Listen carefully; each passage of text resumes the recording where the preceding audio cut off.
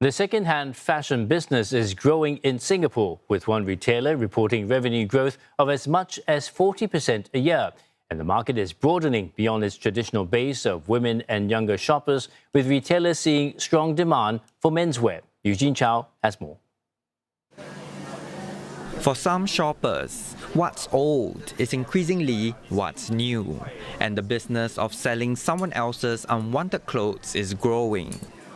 Refash started with one store in Singapore a decade ago.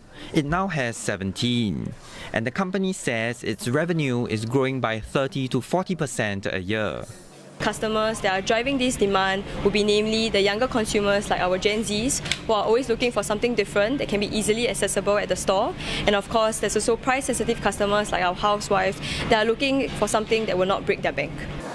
And demand isn't only coming from the traditionally female thrift market. Refash says menswear is now one category where demand is outstripping supply. Men tend to wear their clothing up until the very end of its lifespan. So by the time they're willing to part with it and sell to us, unfortunately the condition is often no longer sellable. So this imbalance means well-loved menswear pieces, especially in good condition or from sought-after brands, fly off the shelf quicker, and they tend to hold their resale value much better and move faster compared to similar women's wear pieces. She says that demand also points to more men becoming comfortable shopping second-hand. Refash says it gets more than 300 drop-offs from sellers every day, with each bag containing tens, sometimes hundreds of items. That adds up to more than 500,000 pieces processed every month. The company is also looking beyond people's wardrobes for stock. What's less well known about Refash's business is that it also buys dead stock from fashion brands.